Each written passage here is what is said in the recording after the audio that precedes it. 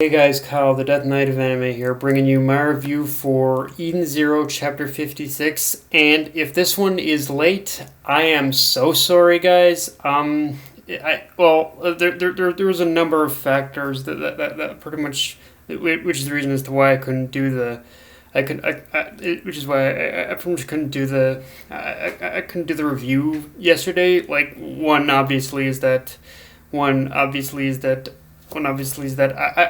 I really couldn't. One obviously is that again, Manga Rock was my finished manga app again. It hasn't updated the latest Eden Zero chapter yet. For some goddamn reason, it has not. And it's pissing me off. But even then I really couldn't find it on any I couldn't find it on any online or anything like that. So I just had to wait it out, I guess, a little bit. But even taking that out, I was pretty much busy I was busy yesterday in terms of I was busy yesterday with pretty much. I was pretty busy all day. I was out and about. I was shopping. I was doing all that. So, yeah. If I'm basically if I'm late, I'm sorry, guys, but I'm here now with it. But yeah. Like I said, Eden Zero, Chapter 56. Now, starting off, in terms of pacing wise, there wasn't a whole lot to this chapter in that regard, and for the most part, the chapter itself is strictly focused on the group fighting like pretty much the monster Blackrock. But I do like how this fight one thing I will say right off the bat is I like how the fight itself, it did take up pretty much the entire chapter to defeat it, and it wasn't just a couple pages. It wasn't just a couple pages of fighting it and then it being defeated. So I like it in that regard. Now, I will be honest, in terms of defeating Blackrock, in order to get the colors off, it did feel like a means to an end in the sense of moving past this point as quickly as possible, but it basically still doesn't, it pretty much still did at least make a lot of sense in the context of basically how giant he is. Like with someone who's with a monster like that's made up of made up of basically all those jewels and all those rocks. He's basically he's gonna get that counter down to zero. Having said that, I definitely like like the little tidbit where, or having said that, it's kind of also a weird thing where after that we of course learned that when it comes to defeating Blackrock, it didn't mean jack shit in terms of obviously Homer and Shiki gaining their freedom because with the Scarlet Lady, she pretty much wants to keep all the slaves in permanent slavery. So with that, I suppose you could say that defeating Blackrock was counterintuitive almost.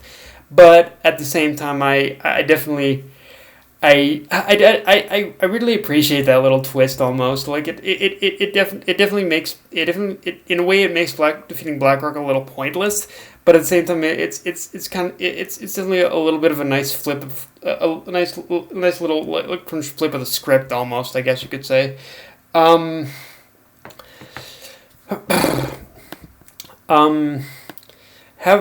said all that. Even from just knowing that from the majority of the pacing was focused on defeating Blackrock, the pacing itself, it wasn't terrible either, and we still ended up getting a little bit of development on the plot. It was mostly near the end, with learning the Scarlet Lady, whose name is basically Kurenai. And we learn her plan is to completely destroy for Sun Jewel's for the entire labor district of Sun Jewel, and that Valkyrie is leading a rebellion against this. So yeah, with basically learning these two things, between learning from Scarlet's real name is Kurenai, as well as what Valkyrie's role in the story has been up to this point. it's really is one of those chapters where everything I've been saying up to this point is starting to fall into place now, and especially with Prince Valkyrie's part in this, essentially like with this whole thing, it being a suicide mission on Valkyrie's part, like with like it's looking more and more like what we've been building up to is that Valkyrie isn't gonna make it out of this. Now, having said that, I think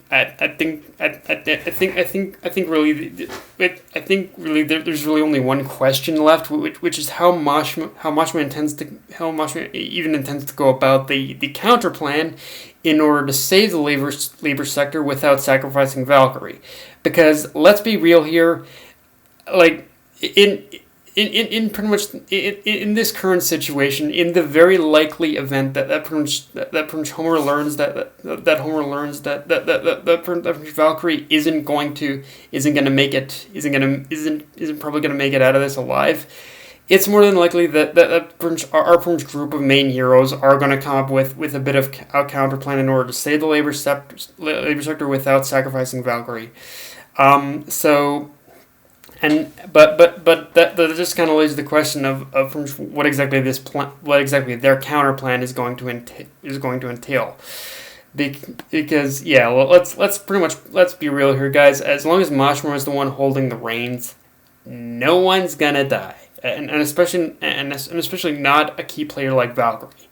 Which I'll be pretty clear. I think he has come up with some pretty creative means I think Mashima has come up with a few creative ideas on how he's basically actually avoiding killing characters, but at least compared to Fairy Tail. But with this one, it's really just a plan of okay. We learn as to what Valkyrie's plan is, which is basically a suicide mission. Now, what is the group's counter plan in order to save the labor district and basically save Valkyrie at the same time? So yeah, it's just one of those. It's just one of the things that's kind of the main question in my brain right now. Like, what kind of plan is Mashima going to cook up in order to save both? So going into this chapter, I was actually a little worried that Mashima was that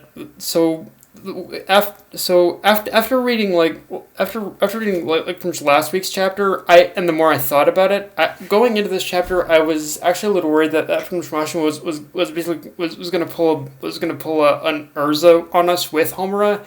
And in the initial first few pages, I did get that feel like it was headed in that direction of Homer just kind of one-shotting Blackrock, but luckily at the midpoint Mashima completely turned it around, and I not only liked how Mashima ended up putting an emphasis on the group's teamwork in order to defeat Blackrock, but Mashima also did something which, honestly, I wish he would do more of, which is basically point out a very clear weakness or flaw in the opponent, whether it's a monster or otherwise, and take advantage of that weakness in order to set some ground rules for a fight. I mean, I think he's done this a little bit in Ravemaster, but he's pretty much thrown all that out in Fairy Tail in favor of basically a little more of a free for all kind of thing, which it can work and sometimes it cannot, but it really depends. But yeah, like I hope that, like, and maybe Mashima's done this in Eden Zero. I haven't noticed it as much. But with this particular fight, I really like how there's a pretty much clear weakness that pretty much sets just some very basic ground rules for a fight, and yeah, I wanted to do more of this, honestly. Hopefully he does. Also, a little thing to note, but when it came to the reveal of the Scarlet Lady's name being, when it comes to the reveal of the Scarlet Lady's name being like Madame Kurenai or Lady Kurenai, when it came to the reveal of the name itself, it felt really sloppy with how it came out of nowhere without much build up to it. I mean, I wasn't expecting some like big dramatic reveal, but just from the way that the name of Madame Kurenai was being dropped in casual conversation, that casual conversation like it was in this chapter, it felt really forced and just kind of like it just kind of her name. Oh, by the way, it just felt like one of those things where it's like, by the way, the Scarlet Lady's name is Madame Kurenai, so let's move on. Like it's just a name there, a name dropped here, and then let's move on. Like there wasn't really any kind of like importance like put on the reveal itself or anything like that. And although to be fair, when it came to Madame Kurenai herself, when we do get introduced to her again in this chapter, she is batshit insane. She is batshit insane. Like, holy crap. Like, obviously, what she's about to do is mass genocide, obviously, with her murdering everyone in the labor district. But, yeah, she's pretty much gone full, like, batshit insanity, and I love it. And now I will say one thing I wasn't a big fan of is I wanted to see Valkyrie at long last. On one hand, I like how Mashima is building up the fact that we haven't even seen much of Valkyrie yet. But on the other hand, I'm like, okay, I'm kind of looking for more Valkyrie here. You think you could give us more Valkyrie now? And probably from this point on we are. But I wanted to see just a little bit of a tease of Valkyrie in this chapter. But it's fine for what it is. And this isn't, and okay, this last point I'm about to make isn't necessarily criticism or praise to the chapter, but am I the only one who noticed that when it came to that Mashima was focusing especially hard on the fan service in this chapter? I mean, there were so many panels of ass shots. It was ass shots that were like being pushed in our face that it was just kind of hard to ignore. Like. Again, it's not necessarily it's one of those things where it's not necessarily a problem he's doing fan service, because I love me some fan service, but it does feel like a good chunk of Mashima's sole focus with this week's chapter was making sure those ass shots looked perfect. It's weird to say, but yeah, with Mashima's, like, obviously with Mashima, he one part of his series, no matter which it is kind of the fan service aspect, but. Yeah, it's like it really felt like he focused way too hard on the fan service with this. Like he focused way too hard on making sure the fan service was just right with this chapter. But yeah, I don't know. But yeah, guys, that's my review. If you enjoyed the video, like, comment, subscribe. I'm on Twitter, Facebook, and Mr. Crunchyroll. Death Knight of Anime, signing off. Later, guys.